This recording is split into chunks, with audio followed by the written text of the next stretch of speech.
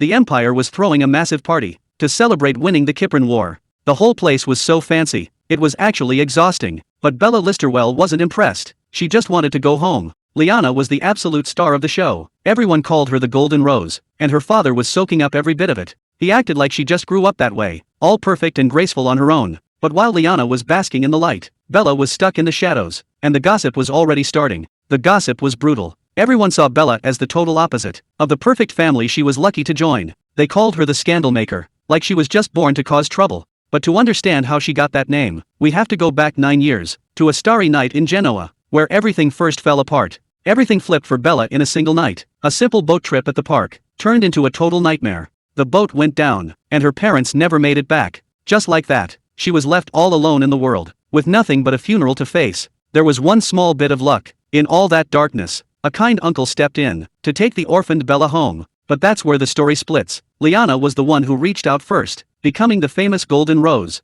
while Bella was just the girl who had to grab the only hand left for her to take. The world thinks she's a monster, an ungrateful girl who grew up just to trash her family's reputation. They call her the scandal maker, but that's just the story they tell. The truth is, she's standing right there, hearing every nasty word they say. She's used to the hate by now, but it's time to get out of here, before anyone notices she's even arrived. The lights just cut out, leaving the whole ballroom in the dark. Bella's confused for a second, until she realizes what's going on. It's time for Mark of the Night, an old-school party game, where things get a little interesting. In the middle of the pitch black, men have to secretly pin a brooch onto the dress of the lady they choose. It's a tradition built on secrets, and in a room full of people who hate her, Bella's about to see if anyone dares to make a move. The rules are simple. If a lady keeps the brooch and waits, the man will come back for her, to tell her how he really feels. Bella tells herself she doesn't care, that this romantic stuff isn't for her, but deep down, she's holding onto a tiny shred of hope. If there's even a 1 in a million chance that someone would actually choose her,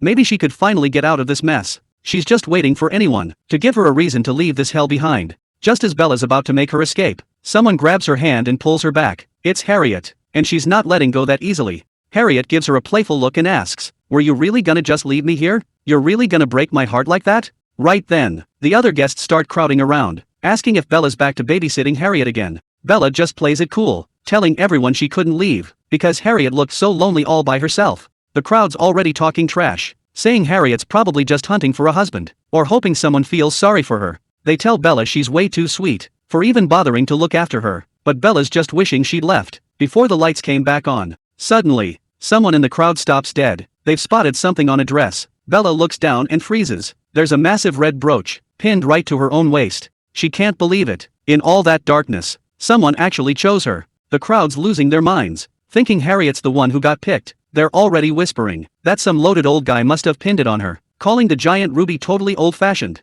Harriet doesn't say a word to stop them. She just smiles and soaks up the attention, acting like she just got the most romantic confession ever. But Bella knows the truth. The brooch is pinned right to her own waist. She figures whoever did this must have just got the wrong girl in the dark. It looks way too expensive to keep, so she decides she'll just hand it back whenever the owner comes looking for it. Harriet's loving every second of this, letting the crowd believe she's got a secret admirer. The other girls are gushing over how modest she is, saying the guy who picked her would be totally crushed if he knew she was being so shy about it. Then Harriet turns to Bella and actually moves the brooch to her chest. She says if Bella's so sure it was just lost, pinning it right there will make it easier to spot. Bella's not buying any of it. It just doesn't feel right, and she's pretty sure this wasn't some romantic confession. But the crowd's already made up their minds. They're telling Harriet there's no way anyone could have mistaken her for someone else, since she was standing all by herself in the dark. Harriet's still playing the modest act, telling herself not to get too excited, while the crowd keeps guessing who the mystery man could be. Bella's just trying to stay grounded. She knows that getting your hopes up is usually just a recipe for disaster, so she keeps her head down.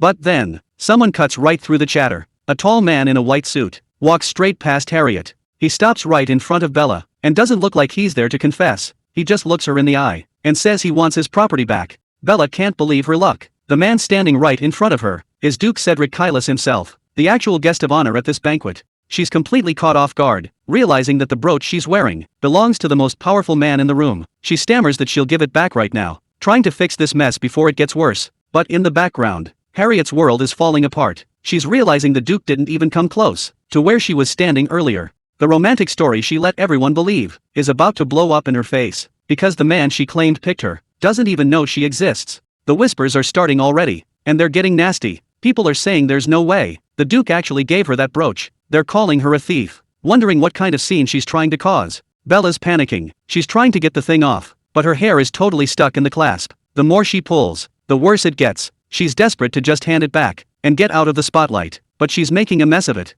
That's when Cedric steps in. He reaches out and stops her hands, telling her to just wait a second before she ends up breaking the jewelry. Things are getting way too intense. Cedric leans in so close that the entire room stops breathing. He's carefully untangling her hair, but the way he's looking at her makes it feel like they're the only two people there. Bella can feel the pressure. She knows everyone is watching, and this is definitely not how she expected this night to go. Then Cedric breaks the silence. He calls her my lady, and asks a question that comes out of nowhere. He wants to know who he should talk to settle this whole matter. Bella's completely lost. She has no idea what he's even talking about, or why he's looking for someone to take responsibility for her. Cedric isn't playing around anymore. He drops a bombshell that stops the room. That brooch isn't just some expensive toy, it's a priceless keepsake from his late father. He looks Bella right in the eye, and asks why his family's treasure is being worn by a total stranger, someone he's never even met before. The weight of his words is crushing. He's basically calling her a thief, in front of every noble in the city. Now he's demanding to know how she plans to make this right, because in his eyes,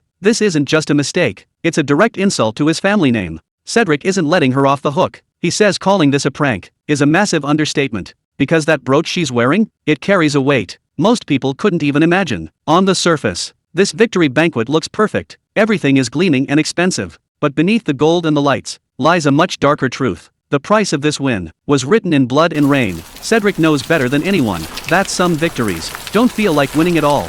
The war didn't just end, it took the former Duke with it, leaving a hole in the family that could never be filled. So this victory party? It's a total nightmare for Cedric. How can anyone celebrate when the cost was so high? But then, things got even worse. The one thing his father left behind, his most precious keepsake, was found pinned to the chest of high society's biggest headache, Bella Listerwell.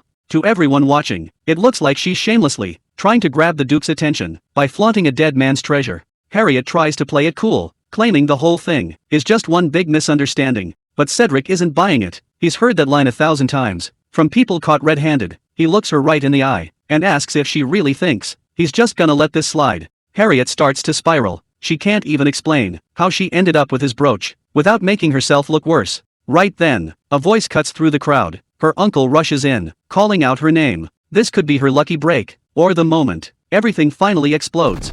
Harriet tries to find her voice, but she doesn't even get a single word out. Her uncle cuts her off, shouting an apology for the whole room to hear. He's taking the fall, claiming he's the one who failed to raise her right. But he's not just talking. He grabs Harriet and forces her into a bow, right in front of everyone. It's a desperate move to save their family name before things get even uglier. Cedric doesn't say a word. He just stands there, watching them grovel in the middle of the ballroom. Just when things couldn't get any more tense, Lyanna steps into the spotlight. She puts on her best act, begging Cedric to go easy on poor Harriet. She makes it sound like Harriet is just a lonely girl who found a shiny toy and wanted some attention. But don't let the sweet talk fool you for a second. Lyanna is playing a double game. Behind that innocent smile, she's actually looking down on her so-called friend. She warned Harriet before to put that brooch back, but now she's using the scandal to make herself look like a saint. While Harriet is drowning, Lyanna is busy making sure she's the one who comes out on top.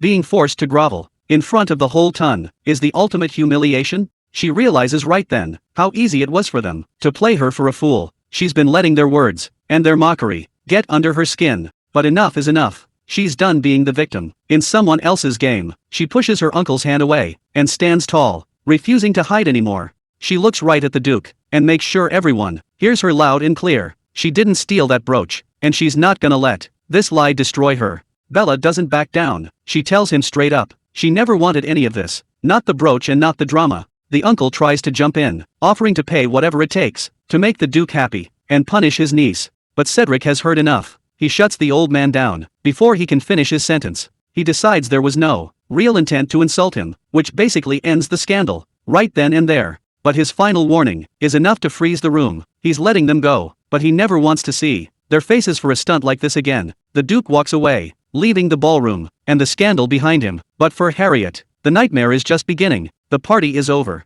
and the price for that scene comes down hard and fast. Out of nowhere, the order is given. She's being sent away to St. Clarissa Convent for a whole year. It's not just a punishment, it's an exile. They want her gone, and they want her forgotten. Harriet can't believe what she's hearing. One night of drama just cost her everything. Harriet can't believe her ears. She's looking for answers, but her uncle has already made up his mind. He claims he's doing this for her own good, to make the whole mess just go away. But Harriet isn't backing down. She tries to tell him again that she's innocent, and she'd never steal from the Duke. That's when he finally snaps. He doesn't want the truth. He just wants her silence. With one violent move, he shuts her up for good. The slap sends her reeling, and the sound of breaking glass echoes through the room. The argument is over, and Harriet just learned that in this family, the truth doesn't matter at all. Her uncle finally says it out loud. He doesn't care about the truth, or whether she's innocent. All he cares about is that she touched something belonging to the Duke. He's absolutely terrified. If they offend that family now,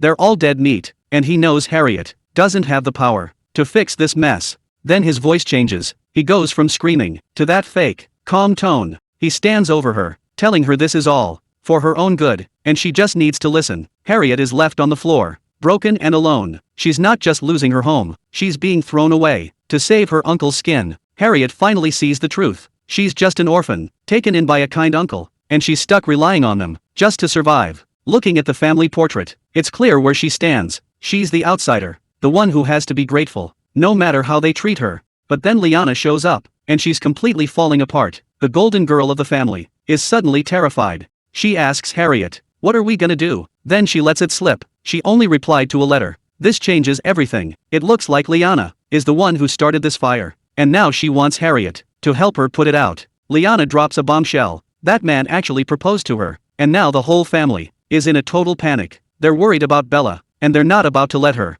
marry just anyone. But their solution is absolutely cold-blooded. Harriet is confused. She asks how she's even supposed to help them, but she's about to find out. This was never a request. Tez steps in with the plan. They're going to tell everyone that Harriet wrote the reply. She's going to be the one to take the heat for the scandal. Just like that, they've decided her fate. They're throwing her to the wolves to keep their own names clean, and they expect her to just say yes. The uncle's tone is smooth, but his words are a threat. He reminds Harriet that he's the one who took her in. He tells her, "Don't make me regret supporting you." Then he asks her to help Bella, just this one time. But those words, just this once, they've heard it all before. It's a broken record of every single time they've messed up. Every mistake they made became Harriet's problem. They always promised it would be the last time, but it never was. They call her family only when they need a favor or a shield to hide behind, and now they're doing it again, expecting her to break so they can stay whole. Harriet is on the floor, surrounded by broken glass and a wilted rose. She's completely shattered, but her uncle doesn't care. He just sighs and tells her she's making him look like the bad guy in all this. He's not worried about her, he's worried about his reputation. Then he drops the real plan. He wants her to disappear, to hide out at a convent, until the scandal blows over, and everyone forgets she exists. He frames it as a favor, reminding her of everything she's already done for Bella. He reaches out his hand, like he's offering a choice. But we all know the truth. It's that same old lie. Just help this once. He's not saving her, he's throwing her away, to keep the family's secret safe. Harriet sees it clearly now. That hand reaching out, it isn't a way out. It's a trap that's gonna cut her deep. She's known this since she was a kid, standing in the rain at a cemetery. They didn't save her, they just claimed her. She knows taking that hand is like grabbing a vine covered in thorns. But here's the kicker. If she lets go, she's got absolutely nothing. No money, no home, and no one else in the world. She's trapped between a life of pain and a life of nothing at all. So she makes her choice. She looks her uncle in the eye and gives him exactly what he wants to hear. "I'll do as you say." Look at all these letters, invitations to parties, marriage proposals. Everyone wants a piece of Genoa's golden rose. Tez is at the center of all the attention, getting ready for the night, in a gown that says she's already won. But then she notices a fresh bouquet of roses, and she's not the only one who's feeling the tension. In the room tonight, Cedric is watching her from the shadows. He says he sent them just because he felt like it, but his tone says more. He's got a feeling that today is gonna be a day worth celebrating. Something big is coming, and Tez is right in the middle of it. Yesterday was almost a disaster. Cedric is playing a dangerous game, and he's not happy about how close they came to losing everything. The plan was simple: steal a man's brooch to stir up some trouble. But Tez went way too far. She didn't just pick anyone, she took a brooch belonging to Duke Kailas. Cedric knows if this blew up, it would have been his head on the chopping block. but Tez just laughs it off. She asks him if he had fun, because the drama she caused was exactly what he wanted. She's not afraid of the fire. Cedric has to admit, it made things way more intense. He looks at her and smiles. You never disappoint. As expected of you, Tez. They're in this together now. Partners in a scheme that could burn the whole city down, and they're just getting started. Tez thinks she's won. She's pretty sure. She finally got the Duke's attention, and she's playing it back, over and over in her head. That moment at the party, when Cedric looked at her, it wasn't just a glance. There was something else there, something way more intense. She's so lost in the memory, she doesn't even realize. The man himself is right here, and he's not happy about being ignored. Cedric snaps her back to reality, and it's not exactly a gentle wake up. He can see it in her eyes. She's miles away, thinking about someone else. He leans in close, and his voice is like ice. Are you thinking about another man right now? Things just got very complicated. Tez knows how to play him. She brushes off his jealousy with a bit of flattery, telling him there's no one better than him. Cedric isn't falling for it, but he's not stopping her either. He tells her to come closer. He's got a reward for her, since she handled that job so well. The mood is heavy, and Cedric is ready to talk. He's been watching her closely, and there's one thing he just can't figure out. He drops the act and asks the real question. Why do you hate your cousin so much? He can see it in her eyes. It's not just a rivalry. To him, it looks like she wants to destroy her, completely wipe her off the map, and he wants to know why. Cedric is looking for some deep, dark secret, a reason why Tez wants to destroy her own blood, but her answer is way simpler. She lies back, surrounded by roses, acting like it's the most obvious thing in the world. She doesn't even hesitate, just because. That's all she says at first, like she's bored of the whole conversation, but she's not done yet. She looks up and smiles. She gets on my nerves. That's it. No tragic backstory, no big betrayal. To Tez, her cousin's existence is just an annoyance, something that needs to be wiped away, and that makes her the most dangerous person in the room. While the sun's out, and the bets are high, the real sport isn't on the field, it's the gossip in the stands. One nobleman laughed. I really hope my horse wins me some gold today. But the conversation took a sharp turn. Have you heard the latest rumor? He leaned in closer to make sure Cedric heard. That girl from the banquet, the one who caused such a scene, they've shipped her off to a convent. For good. Cedric couldn't believe it. A convent? For a whole year? The guys didn't hold back. Apparently the Viscount finally had enough. Harriet's little stunt with the Duke was the final straw, but she's always been trouble. Sending her away is actually a light sentence, considering the mess she's made. One of the men laughed, turning to his friend. You're not still upset about that masquerade party, are you? Everyone remembered that night. He'd made a total fool of himself, because he couldn't tell the two sisters apart. How could anyone mistake Harriet for Bella? The guys were still laughing, joking about how they couldn't even see her face in the dark. But for Cedric, this whole conversation was just getting trashy. He'd kept his mouth shut to avoid being part of this cheap gossip, but something about the story didn't sit right with him. The Viscount said the matter was settled, so why go this far? Why ship her off to a convent, out of nowhere? What's his real angle here? Then he remembered her, standing there, looking like she'd rather be anywhere else in the world. She'd told him straight up that none of this was ever what she wanted, and looking back, he started to believe her, just as Cedric was, lost in his own world. His uncle dropped by, Benedict Kingsley, the man behind the family name, and the father of the girl everyone was just gossiping about. He came over with a smile, asking if they could have a quick chat. Then he tested the waters. Should I call you Cedric, or is it your grace now? Cedric played it cool. When it's just us, my name is fine, but in front of the crowd? Yeah, you should probably use the title. Benedict just laughed it off, but he didn't waste any time, getting straight to the point. You've had a lot on your plate lately, one disaster after another, hasn't it? Benedict was really playing the concerned uncle role,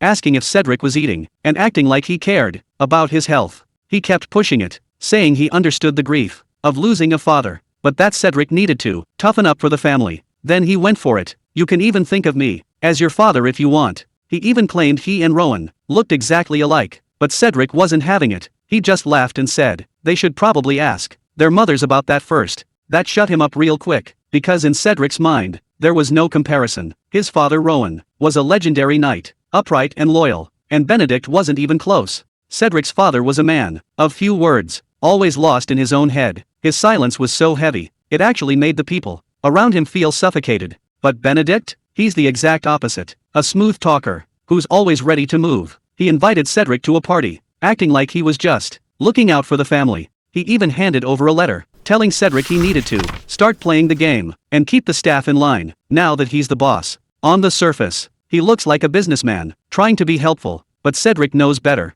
To him, Benedict is just a peddler, someone who makes a living by using people for profit. No matter how much Benedict tries to act like family, Cedric will never see him the way he saw his father. The gap between them is just too wide. Benedict kept pushing, insisting Cedric show up at his party to toast the family retainers. He wants to show everyone he's the one pulling the new Duke's strings. Cedric just played along, giving him exactly the answer he wanted. Benedict was thrilled, thinking he'd finally won the kid over. But inside, Cedric was already planning his next move. He sees the people around him as weeds that need to be pulled. He's just waiting for the right moment to strike. For now, he's fine with playing the part of the obedient boy. Let them think he's weak. It's much easier to win when they never see the real him coming. While the world outside looked peaceful enough, Bella was heading toward a completely different life, clutching the one thing that decided her fate. It was a letter from her father Benedict, a one-way ticket to St. Clarissa Convent. He wasn't sending her there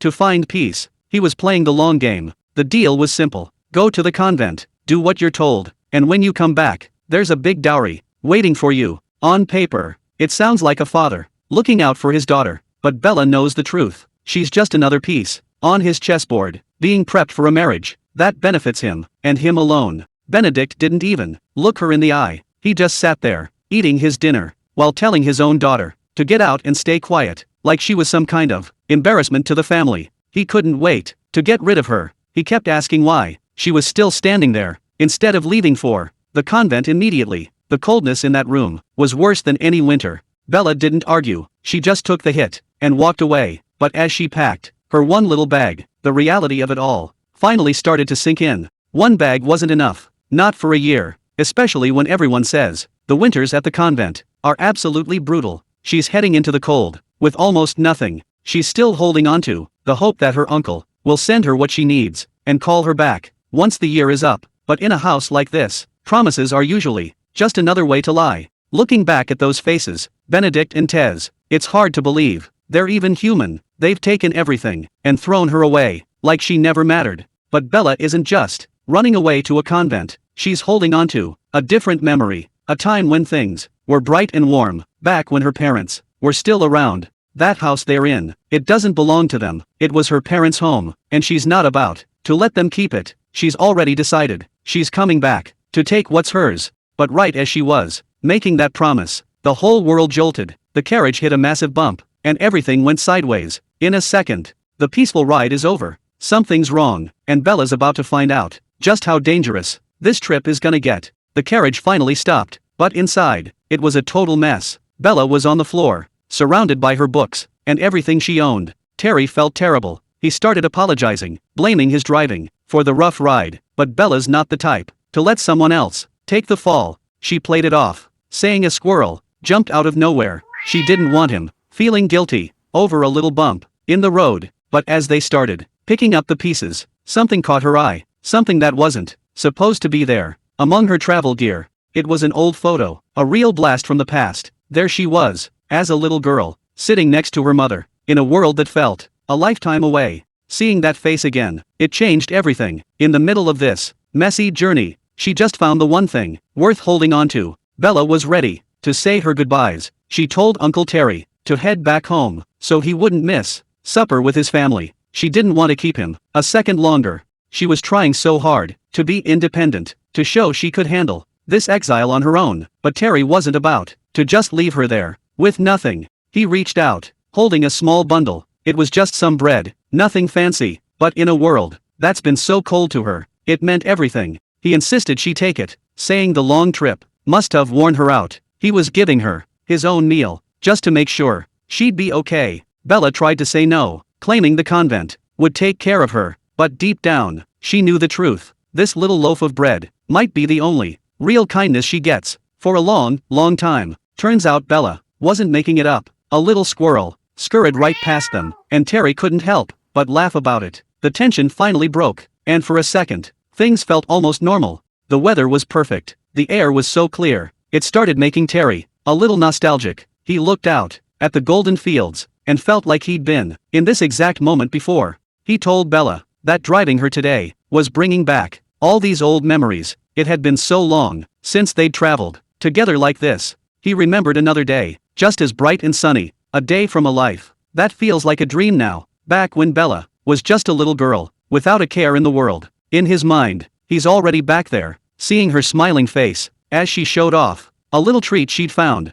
It was a time before the secrets and before the Listerwells tore everything apart. Terry remembered it all, the day a tiny Bella shared her snack with him, using those small hands. It was a simple gesture, but he never forgot it. Now things have come full circle. He handed her the bread, asking her to take it as a thank you for that kindness. All those years ago, he told her to stay strong, to keep her head up, and keep herself fed, because no matter how dark it looks now, the sun is gonna rise again. Bella held that bundle like it was the most precious thing in the world. She promised him they'd see each other soon. As the carriage pulled away into the sunset, but as the gates closed, the warmth vanished. Inside the cold stone walls, the reality of her exile was waiting for her. 1 whole year, in a place that feels more like a prison than a home. The sisters are already talking about her, the new girl who's stuck here until the family decides they want her back. The Reverend Mother wasn't born yesterday. She knew a 1-year stay wasn't just for reflection, it was a sentence,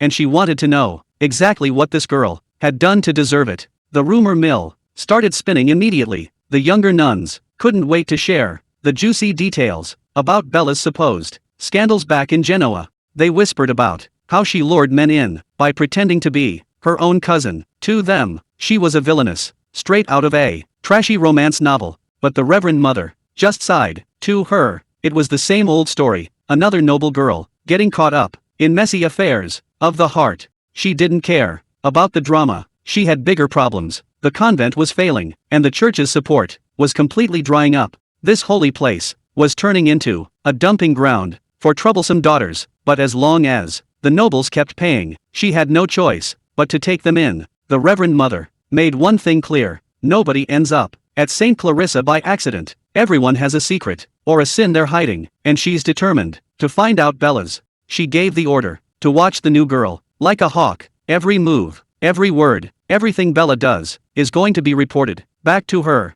The younger nuns didn't hesitate. They know the rules, and they know better than to question the woman in charge. The trap was set before Bella even stepped through the door. From her window, the Reverend Mother watched Bella approach. To her, that fancy dress and those noble manners were just signs of a spoiled life. She called it luxury and indulgence, and she's already decided how to handle it. Bella thinks she's just staying at a convent, but she's in for a rude awakening. Firm instruction, that's what the mother calls it. But in a place like this, that usually means breaking someone down until there's nothing left of who they used to be. This is it, the point of no return. Bella stood there, taking one last look at the world she knew before the gates shut her in for good. Even the local wildlife seemed to notice the change in the air. A little bird and a squirrel were her only company. In these final moments of freedom, a voice echoed out, offering a blessing. May the Lord's blessing be with you. But in a place like this, she's gonna need a lot more than just good wishes to survive. She turned her back on the open road and started the long walk up to the convent. The sun was setting on her old life, and the shadows were already stretching out to meet her. Every step forward felt heavier than the last. She's walking straight into the lion's den, and she knows it. The next time she sees this view, a whole year will have passed. St. Clarissa's convent seemed like the perfect escape, a quiet place to hide away for a month or two, if you've got the cash. But even behind these walls, you can't escape the drama. Harriet and her friends already have a new target for their morning gossip. Did you hear? The scandal maker is here. She's probably being a total holy terror somewhere right now. They're laughing, wondering what a woman like her will do in a place with no men, but they have no idea. Bella is a lot closer than they think. Harriet and the others were struggling with the heavy lifting, trying to do it all themselves, but they weren't exactly making much progress. That's when Bella showed up, looking like she had everything completely under control. She told them, "I said you didn't have to move it all at once."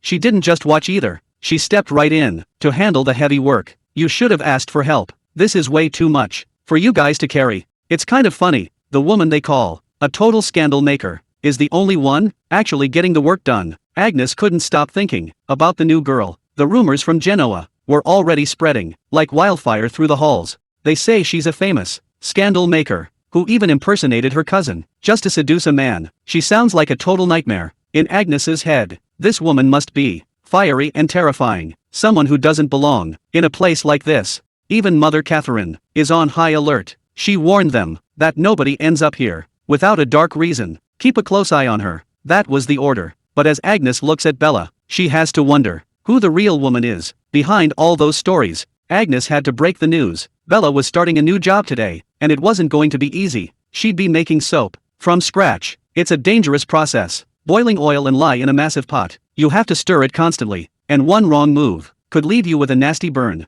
Agnes was totally bracing herself. She expected Bella to snap and demand to know why a noble lady like her was doing such dirty work. She was so worried. She started apologizing before Bella even said a word. If it's too much for you, just tell me right away. But Bella just smiled. She didn't look annoyed at all. I'll do my best, she said, completely catching Agnes off guard. Maybe that scandal maker isn't who they think she is. Bella didn't waste any time. She grabbed the paddle and got straight to work, stirring that massive pot without a single complaint. Agnes couldn't believe her eyes. This wasn't the spoiled noble she was expecting. Bella was actually kind of amazing. They started talking shop about how olive oil turns into something so gentle. Bella was genuinely impressed by the whole process. This soap is actually really good, Bella said, and you could tell she really meant it. That meant the world to Agnes. Most of the noble ladies who stay at the convent won't even touch the things they make. They usually act like they're way too good for handmade soap, but Bella is different. She actually sees the value in what they do here. Bella knew exactly what to say. She told Agnes it was a shame the other nobles didn't know what they were missing. She went on and on about how this soap was the best she'd ever used. She even claimed her skin had never looked better. That was all it took. Agnes was absolutely beaming. She was so happy to finally have someone who appreciated their hard work. Let's make the best batch we've ever made. Agnes was practically jumping for joy, completely won over by the praise. But as Bella watched her, she realized something. Agnes is way too simple. It's almost a problem how easy she is to read. Agnes couldn't believe it. Harriet was already totally won over. Just a few nice words, and she'd completely forgotten her orders to be careful. She'd even forgotten that Mother Superior told her to keep a close watch. One little compliment, and all her defenses just melted away. It reminded Agnes of Harriet's first day here. She remembered walking down the dark hallway, carrying nothing but a lantern. She could hear someone sobbing quietly coming from Harriet's room, but at the time, she didn't think much of it. Most noble ladies who end up here are either throwing a fit or crying with resentment. Agnes figured Harriet was just like the rest of them, but something about it didn't sit right with Agnes. The crying she heard didn't sound like a tantrum. It sounded genuinely sad. Back in her room, Bella was at her limit. I'm going to die, she muttered to herself. The transition from noble life to manual labor was hitting her hard. That soap making was way more intense than she ever imagined. She couldn't believe the sisters did this every single day. But the physical work wasn't even the worst part. Something else was making her skin crawl the entire time. Sister Emma was there, standing in the background. Her gaze was like a needle, stinging the back of Bella's head. She didn't look friendly at all. Even with the hard work, Bella felt a strange sense of accomplishment. Helping the sisters with their soap business actually felt rewarding. This wasn't just a hobby, it was how the convent stayed afloat. She knew if people back home ever saw this quality, it would be a huge hit. But she also knew those picky nobles would never touch it, not without the flashy colors or the expensive branding they were used to. Still, Bella was surprised at how well she was doing. She was actually starting to settle in. It was just like Uncle Terry told her. The sun is always bright, the food is healthy, and for the first time, life felt simple. Then it hit her. Bella realized something she hadn't even noticed. Since arriving here, her stomach aches were completely gone. Back at her uncle's house, she was sick all the time. She practically lived on medicine just to get through the day. Leaving home felt like the end of the world. She was so lost. But now, her mind finally felt at peace. She wondered if it was true, if this place really was blessed by the gods. Everything felt different, healthier, and more real. Looking at the old photo of her mom and dad, she couldn't help but think of the life she left behind in that grand mansion, far away. While Bella was finding peace, the world she left behind was louder than ever. Lord Kingsley was hosting a massive party, and everyone who was anyone showed up. It had been a long time since Benedict was seen out in public like this. The guests were all smiles, but he had his mind on something else. He'd heard rumors about a special toast planned for the night. Something big was coming, and he was just waiting for the right moment. He stood by the railing, looking over the crowd, like he was searching for a missing piece of the puzzle. That's when a voice cut through the noise. "Father!" It was Albert, stepping out of the shadows to find him, the two of them, standing there alone, above the celebration. Something about the way they looked at each other meant the real party was just getting started. Albert wasn't happy. He didn't like the idea of someone else stealing the spotlight at his own family's party. But his father had a much bigger game in mind. He was talking about Cedric, the young duke, who just got back from the battlefield. Benedict knew the truth. Cedric was only 25, and carrying the weight of an entire dukedom on his shoulders. The kid was a mess, and that made him the perfect target. He leaned in close and told Albert exactly what he needed to do. "Don't just befriend him," he said. "You need to get inside his head." The plan was simple, but brutal. Before Cedric could find his footing, Albert had to move in, win his trust, and then swallow him whole. This wasn't a party, it was a trap, and the guest of honor had no idea he was the prey. Benedict didn't care how Albert got it done. He just wanted results, even if he had to crawl. This was strictly business, and nothing else. Right then, the room went quiet. The man they were all waiting for finally made his entrance. Cedric walked in, looking every bit the soldier he used to be. He carried himself with a heavy silence that most people were too afraid to break. But Benedict didn't miss a beat. He put on his best smile and rushed over like a proud relative. "Cedric, you finally made it." He played the part of the worried uncle perfectly, acting like he'd been waiting by the door the whole time. Cedric kept it brief, offering a quick apology for being late, but the warmth was all one-sided.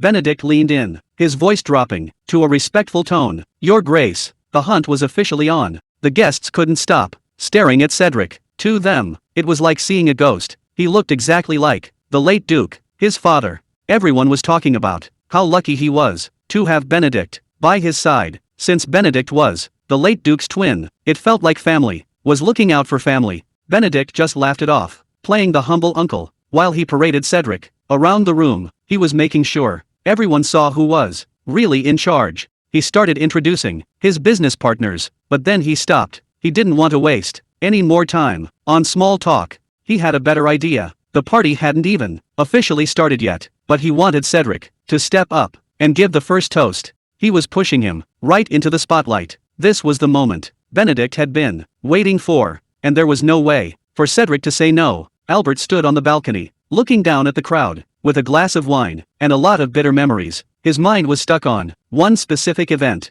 that damned luncheon. It was a regular thing, hosted by the Empress every single quarter. To Albert, it was nothing more than a tedious trap, full of old ladies and endless gossip. His father hated it so much that he eventually just gave up. He handed the duty of escorting grandmother to his younger brother, Rowan. Rowan didn't know it yet, but that one favor was about to change his entire life. He walked into that garden, expecting a boring afternoon of tea and small talk, but as luck would have it, at his very first luncheon, he came face to face with Princess Jeremiah, and just like that, the real story began. Albert couldn't stop thinking about the past. If his father had just held on for one more day, everything would be different. He would have been the one marrying the princess. In Albert's mind, that one missed chance changed his entire destiny. If things had gone his way, he wouldn't have to bow down to anyone. He'd be the one holding all the cards. Back at the party, the guests were already starting to whisper. They noticed Cedric was barely sticking around, acting like he had somewhere better to be. They figured he was just a busy man with a lot of hands to shake, but Albert knew better. He watched them from above, sipping his wine, with a cold look in his eyes. That toast Cedric gave, it wasn't just for show. To everyone else, it was a celebration, but to Albert, it was the start of a very dangerous game. Albert looked down at the empty wine glasses and the fake smiles below. He couldn't help but think of his father and the way he did things. To Albert, his father's way of business was nothing but groveling. He hated every second of it. The bowing, the scraping, the desperate need to please. He wasn't going to follow in those footsteps. He watched the crowd like a predator, waiting for the right moment to strike. That's when he saw Liana walking through the room, looking like the perfect picture of nobility. But to Albert, she wasn't just a guest. he had a very different view of the world. To him, business wasn't about making friends or keeping traditions. It was much simpler and much more dangerous. To Albert, business was only about one thing: using people until they had nothing left. Tess was always the center of attention, but now the spotlight was shifting to her daughter. She warned Bella to watch her every move. Now that Harriet was gone, her father Benedict didn't waste any time agreeing with her. He wanted to cash in on Bella's reputation as the Golden Rose of Genoa. They needed to find her a worthy husband while she was still the talk of the town. Tess wasn't looking for love, she was looking for power, and she knew exactly what she was worth. Every man in the room was just a shadow to her. None of them were good enough to stand by her side. She needed someone who could match her reputation, the brightest and most noble man in the entire kingdom. That's when she spotted him. Cedric was the perfect target, and she wasn't about to let this opportunity slip away. She made her move, staging a perfect little accident just to get his attention. Tess didn't hesitate. She walked right up to him with a smile that said they were old friends. She called him Duke Kylus, acting like their meeting was a lucky twist of fate.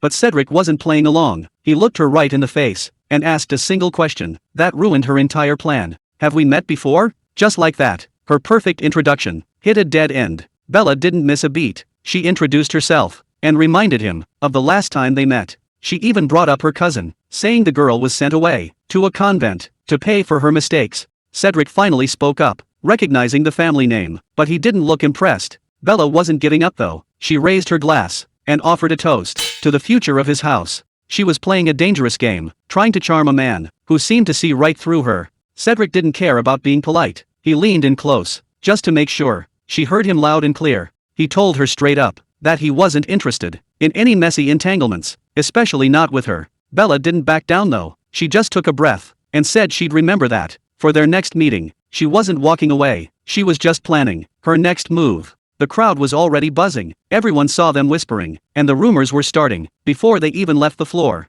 The second Cedric walked away, the room started buzzing. Everyone was dying to know what they were whispering about. The ladies swarmed her, convinced they'd just seen a secret romance unfolding right in front of their eyes. Bella played it perfectly. She acted humble, saying the Duke was only helping her with a few things. That little lie worked like a charm. It made them look even closer. And suddenly, she was the star of the party. Every man in the room was lining up to be next, but Bella had seen enough. She just wanted to get out before her act fell apart. On the outside, Bella was the star of the show, the Rose of Genoa that everyone was obsessed with. But behind that perfect smile, she was losing it. Nothing had actually changed, and she was still stuck in the same old trap. She'd climbed so high just to feel like she was right back where she started. Then there was Albert, watching from the shadows, with that cold look that always meant trouble. He didn't say a word, but his presence alone was enough to remind her that the game was far from over. Bella was walking alone, but she couldn't shake the feeling that she was living in a shadow, the shadow of Harriet.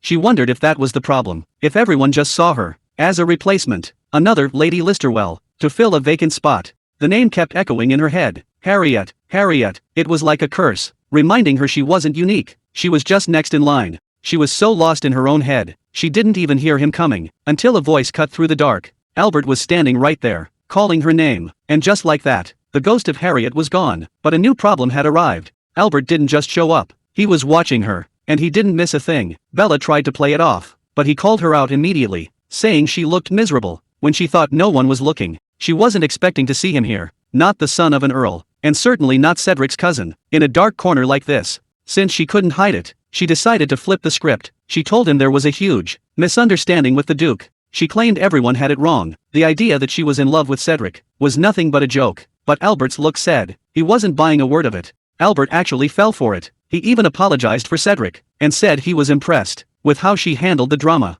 Bella looked at him and saw exactly what she needed. A kind man with a title, who was about to inherit everything. There was just one problem. He was already engaged to a woman named Daphne. But Bella didn't care about that. She wasn't looking for love. She was looking for an asset, and she decided right then she was just gonna take him. Bella knew she had one thing that Daphne didn't. She knew how to get exactly what she wanted. She reached out and touched him, calling his name softly. She played the part of the lowly Viscount's daughter, who just wanted a better life. But then she got real. She told him she was tired of looking at the world from the bottom floor. She wanted everything that sparkled, and she wanted him to be the one to open the door. She made him a promise right there. If he helped her reach the top, she'd make sure he never regretted it. Albert didn't pull away. Instead he got straight to the point. He told her his fiancée wasn't just a name, she was a business partner in his family's massive railway project. Daphne had the status and the money to back him up, so he looked Bella in the eye and asked the only question that actually mattered to him. Why should he choose her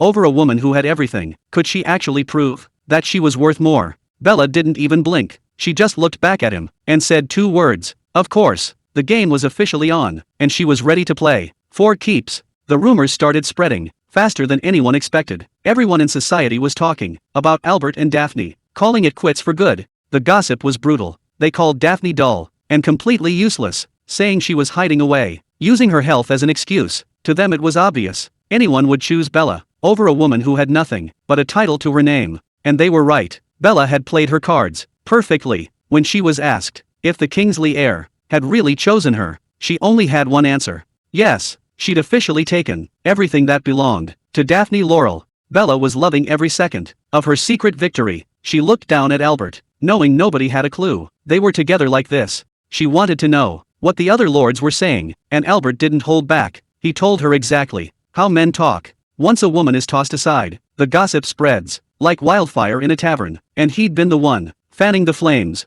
To Bella, Daphne was officially finished. All she had to do now was keep playing the part of the perfect woman until the engagement was set. But even with everything going exactly to plan, there was still one thing weighing on her mind. Bella had one major problem left. Her cousin Harriet, being related to a scandal maker, was a label she couldn't afford, not when she was this close to everything she wanted. If she didn't act fast, Harriet's reputation would drag her down too, and Bella wasn't about to let anyone ruin her perfect image. She watched from the shadows, making a final decision. This time, she had to dispose of Harriet for good. The cousin who shared her name was officially a target, and Bella was ready to finish the job. Winter finally hit the convent, and things were looking pretty rough. Bella and Harriet were already running low on the basics. Harriet could feel the chill settling into the stone walls, but their supply talk was about to be cut short. Right then, Harriet spotted Agnes in the hall, but she wasn't alone. The children, what were they doing here now? The little ones were everywhere, clinging to Agnes like their lives depended on it. She looked completely overwhelmed.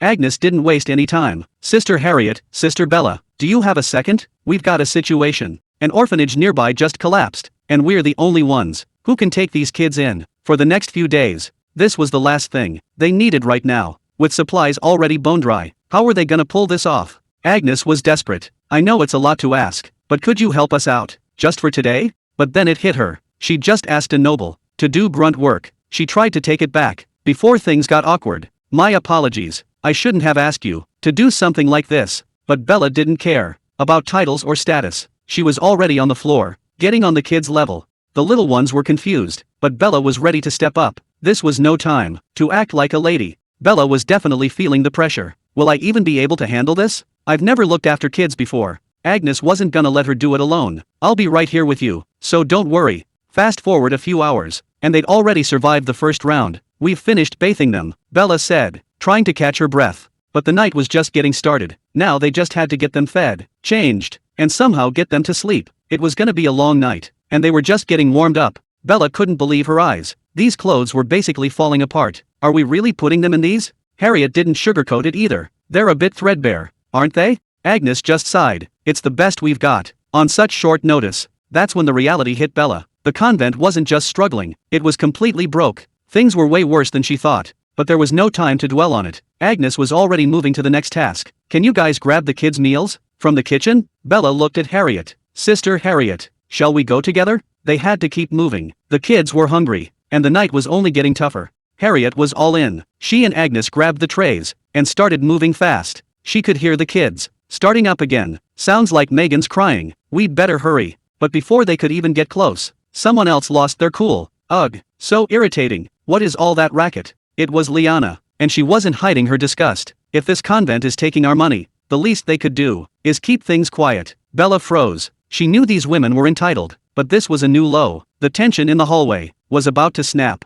Harriet tried to play peacemaker. We apologize. The kids from the orphanage were just brought here. But Liana was on a total power trip. You expect me to stay in this shabby place and put up with a crying baby? Her friends weren't any better. What do you expect from a place that can't even handle one kid? Then they took a personal shot at Bella. I heard Lady Listerwell had weird tastes, but I guess she likes this dump more than a ballroom. Liana just laughed as they walked away. It's amazing how well shabby things suit her. I guess everyone has a place where they belong. They were treating Bella like she was beneath them, and the disrespect was just getting started. Bella was heading back with the food when she heard it. The sound of a baby crying cut right through the hallway. She stopped in her tracks, but Emma was right there to shut it down. You don't have to force yourself to go in there. Emma didn't even look up. Sister Agnes has probably already handled it. The kid just wants to be held, but we can't let her get used to the warmth. It sounded cruel, but Emma was being brutally honest. These kids are only here for a little while, and there's no telling where they'll end up next.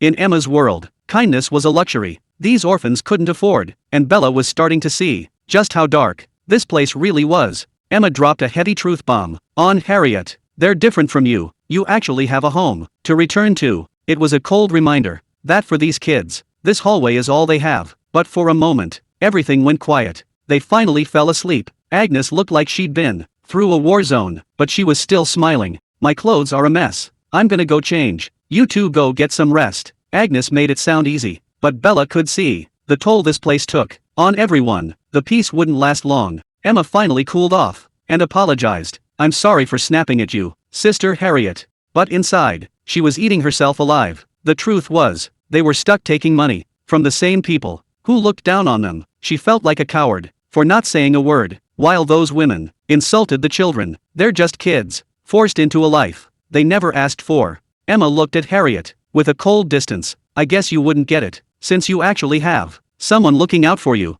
The gap between them was getting wider, and Emma wasn't ready to let anyone in. Emma thought Harriet had it easy because she had a guardian, but Harriet knew the truth. Her life was just a gilded cage. Her uncle took her in, but he never gave her a choice. She was just a bird, locked behind bars, waiting for someone else to decide her fate. Harriet tried to speak up. I, also, but the words wouldn't come. Bella felt that deep in her soul. She wasn't here to chase some fairy tale. My life isn't one where I can afford to have dreams. In this place, everyone was just trying to survive, and the cost of freedom was higher than any of them realized.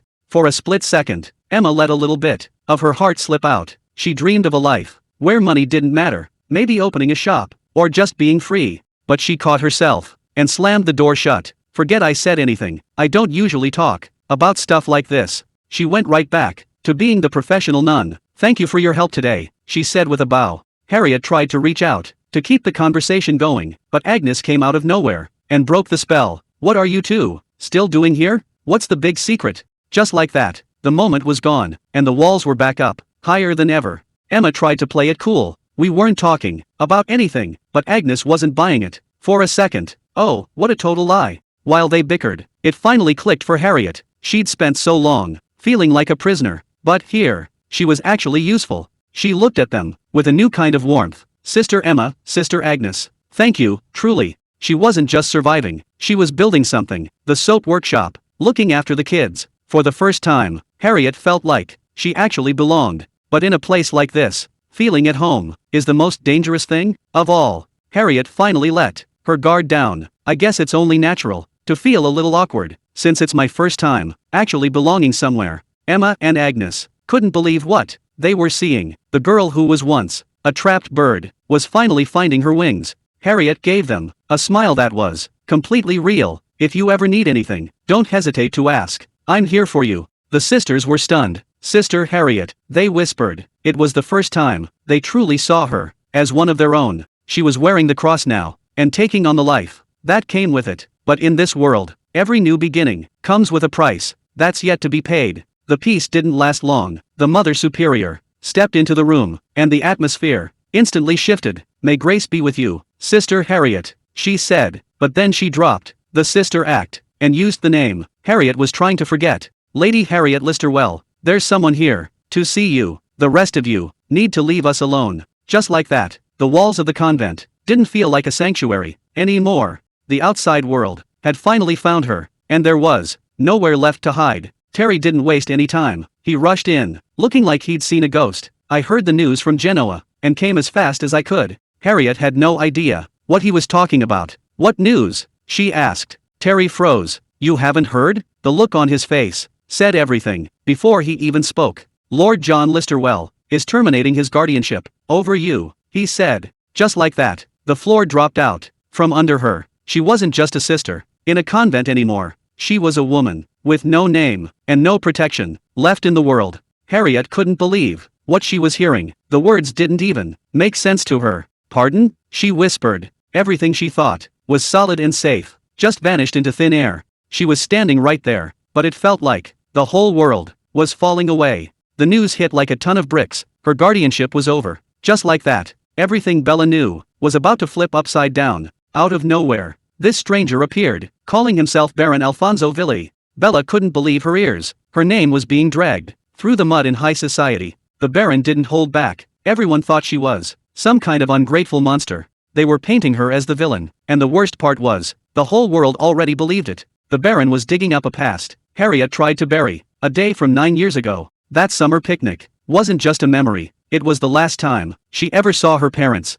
Everything felt perfect then, but she didn't know, her whole world was about to be ripped away. Harriet had been living with this guilt for 9 long years, blaming herself for everything. But then the Baron dropped a bombshell. He didn't just know about the accident, he was actually there. He saw the boat go down, heard the screams for help, and watched as her parents disappeared into the water. The truth was even darker than she imagined. Her uncle didn't try to help, he just stood there and watched her parents drown, ignoring their final cries. Bella couldn't believe it. The man who took her in, the man she called a hero, was the one who let them die. Everything she knew about her life and her family was built on a massive lie. Terry didn't hold back. He told her straight up, that boating accident wasn't just a tragedy, it was a golden ticket. The Baron used that moment to step in and take over everything her family owned, without a will in place. Keeping Harriet locked away as a nun in that convent was the perfect plan. It was the easiest way to make sure she never claimed a single cent of her inheritance. While he seized it all,